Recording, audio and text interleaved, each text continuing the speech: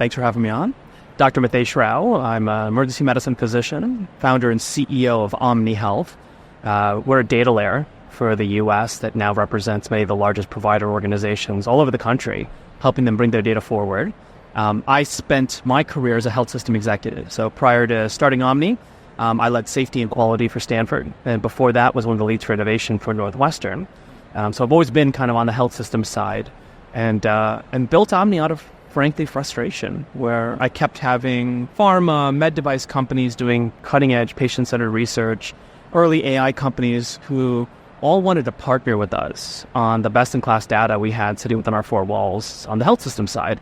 But the challenge was, how do you bring that out at scale?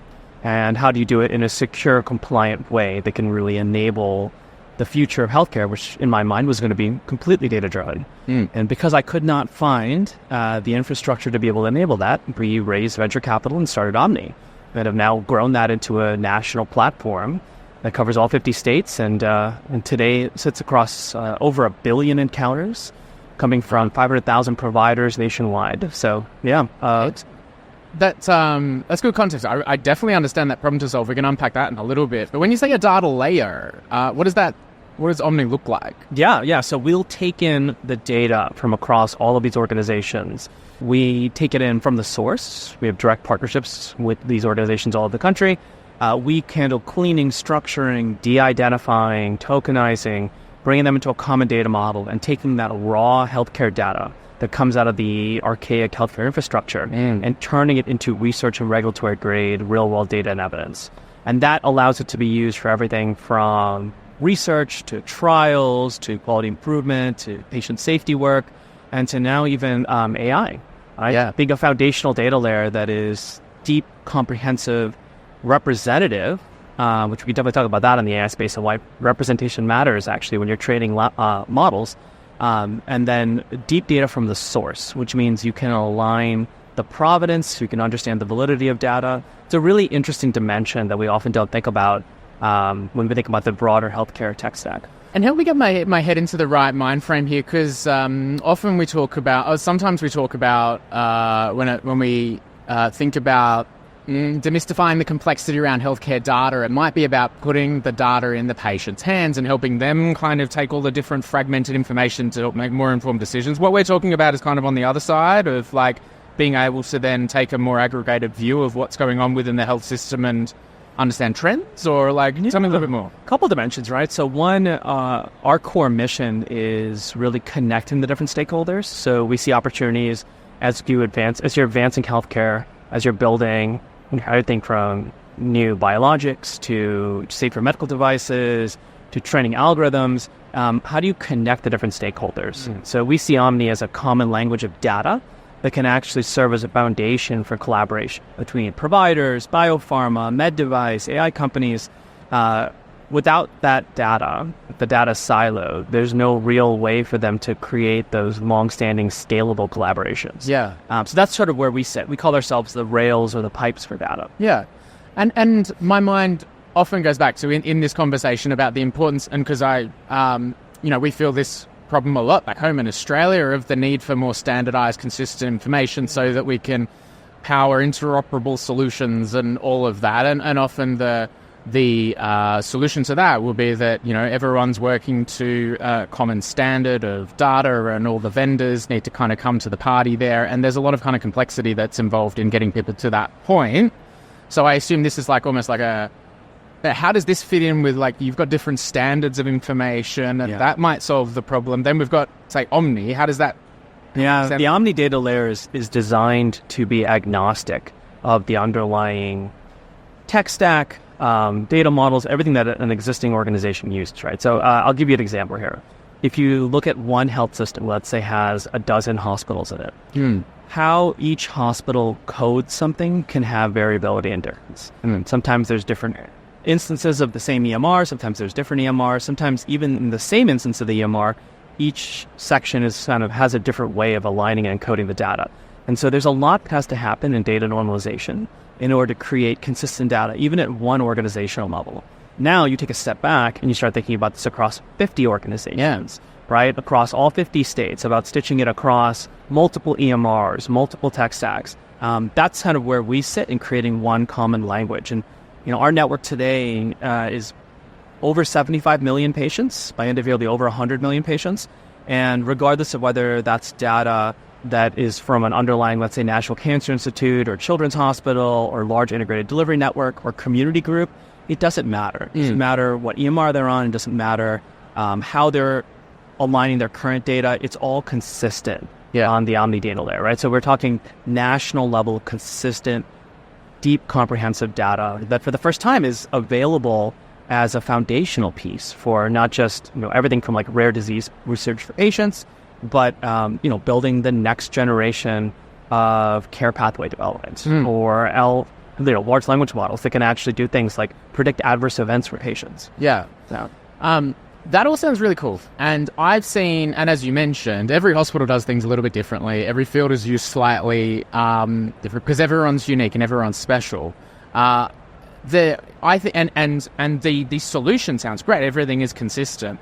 For you, bringing on a new hospital or a system and all of that, is it just a bunch of people trying to map it in the back end, or is this where we start talking about the funky AI? What's the... That's why we've raised venture capital. We're in year 6 of our journey because we built an automated tech stack that handles that. So if I were to bring on a new hospital system, generally in a matter of weeks, we have them up and running with clean, consistent data. So we do it very quickly. It's, for the most part, I would say 95% automated. There's a piece of it where you do want a human in the loop, right? Particularly around validation and confirmation, because we want to take no risk when it comes to this data, right? Both from how it's aligned to ensure that it is truly best in class to things like ensuring de-identification and ensuring compliance, right? Because that's, at the end of the day, that's one of the things that makes our industry so unique, is that the data itself, we have very strict standards, right? And purposefully so, because we have this sacred duty to protect patients. And that's an important differentiator that I think we always have to keep in mind. It's one of the things that has always kind of, people looked at it as a burden. I actually see it as a really important guide rail for how we do things, because it ensures that we're always keeping that as our North Star. Compliance, security, right? We're taking no risk and really centering everything that happens on data on the patient's benefit. All of these points are resonate with me in terms of ensuring consistent data, the compliance, the regulation, the security, all of that. You mentioned, huge presence in the US. These are global issues that need to be addressed. They are. Is this a scalable solution at a global level? Yeah, it will. We'll be looking to start expanding overseas probably as early as next year. So we're starting to think about new areas to grow. I mean, the US healthcare system has a lot to already do within it, so it's keeping our team very busy. But we started to look at expanding into South America, Southeast Asia, other areas where there's a lot of potential to start to create a global data layer.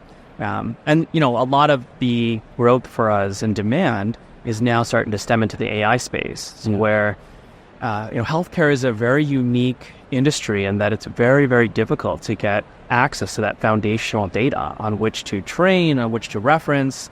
It's not like OpenAI contracting to get Reddit data and training a large language model. Like, where do you get access? And if you're not an incumbent, if you're not the EMR or you're not Microsoft, if you're any of these amazing companies that are out here, I mean, you can walk into the vendor hall and there's hundreds of AI companies. How are they supposed to move forward without data? Synthetic data doesn't cut it. And the biggest challenge in healthcare right now is the data problem itself has 2 big Achilles heels. One is how do you ensure security and compliance, right? How do you ensure that things like PHI don't get exposed to a large language model, where then you have risk that large language model is going to retain those PHI elements and potentially disclose them in the future. Like, that's a risk that nobody wants to take. So ensuring data is fully certified, de-identified, secure, compliant, that's an important piece foundationally. And then the second piece to this is, after we then talk about even how do you get access to it, but how do you ensure data is representative? And I think you may remember, in the press earlier this year, there was a lot of talk about generative AI creating images that weren't representative. And, the public was really, really caught off guard by that and realizing that, hey, the algorithm itself needs to have actually representative data in order to generate a representative image. That's all good and well. Nobody got harmed by that, right? But if you have a large language model that, let's say, predicts adverse events, right? And it's not trained on data that represents every geography, region, ethnicity, etc., and that algorithm isn't inclusive of certain populations and now doesn't actually provide safety for them, like that's a big concern. So those elements, right, from representation to security compliance, and then the final piece, of course, is provenance. One of the biggest challenges with AI in healthcare is that AI in general is a black box. Yeah, right? It spits out an output, and then you have to sit there and say, okay, well, is that real? Is it hallucinating, right? We pray and we hope. And AI doesn't have to be like that in healthcare, because we can actually take source data and be able to reference it. So you can create it. You can create the approach where the AI can put an output out there, and then you can trace it back to the actual episodes of care to validate, right? De-identified episodes of care. And that's an important piece. And that's one of the reasons why you want to use real data, source data, not synthetic data, right? Where there's no provenance and there's no truth that you can validate. Yeah. Because we can take no risk, right? There's zero risk tolerance for patients. Hey, I see you're up on the big fancy stage later in the event here at Health. Is this kind of some of the stuff you'll be sharing? Yeah. 10 days today? I'm talking on Tuesday afternoon. I think the name of the talk is EHRs, are they glorified filing cabinets? Yep. And, of course, a biased opinion, but my argument is no. EHRs are foundationally, they are a complicated source of data, but they're a critical source of everything that we're going to need to innovate. So I'll spend some time talking about how Omny today empowers 500 million providers all across the country to step forward in data-driven partnerships, over 1 billion encounters on the platform, how we align all of this data and turn it from a system that was designed for really, EMRs were really designed for billing and reconciliation, right? Like that's really what they're built for. But taking that data and turning it into research and regulatory grade information that can then power innovation, power rare disease research, power clinical trials, power the next generation of AI work, and do it securely, safely, compliantly, and in a representative manner. Yeah. And that's a lot of what I'll be talking about on Tuesday. Amazing. Looking forward to it. And lastly, future-facing question. I mean, a lot to be done. We've kind of touched on a fair bit of it already, but where are your priorities at over the next 6, 12, 24? Yeah, so we're scaling the platform really quickly. We'll be north of 100 million patients on the platform by end of year, and then next year grow to about 150 million. So a lot of our focus right now is on continuing to make sure that we expand in a representative manner that really touches into the communities, helps engage populations who are traditionally neglected from research or don't have those same opportunities. Right? I'll crack the joke that we don't need another clinical trial, at the same, let's say, academic institutions. We need them out in the community. We need people to be able to get access to the same life-saving research. But the flip side of that is, let's say a medical device company is doing safety research, right? And if they're not doing safety research on data that represents every American, are we truly making these devices safer for every American, right? So that's the big piece as we look at our national focus. There's expansion and growth there. And then just, forming what I think is a secure, compliant pathway forward for AI collaboration, because that is, everyone's excited by it. It's very thrilling, but it's still the Wild West right now. And everyone's trying to figure out kind of how to approach this space. And I want to make sure that we never forget that this industry is centered on the patient. So security, compliance, patient privacy, and then frankly, patient safety, right? Because I'll use the example that if I go on my phone today and ask where to have dinner in Vegas, and it gives me 5, the GPT on my phone gives me 5 recommendations. I go to the first one and it's closed on a Monday. I'm annoyed, but nothing bad happens. I go to the next restaurant. But if the GPT is a paid, one that tells me to use drug A instead of drug B, and it turns out drug A leads to a complication, right? Like there's no tolerance for that, right? So that's the space where everyone's really excited by the potential, and I think there's incredible potential. But we need to have the right data, the right security, the right compliance behind it. Otherwise, we're setting ourselves up not just for failure, but for harming patients, which we can't tolerate that.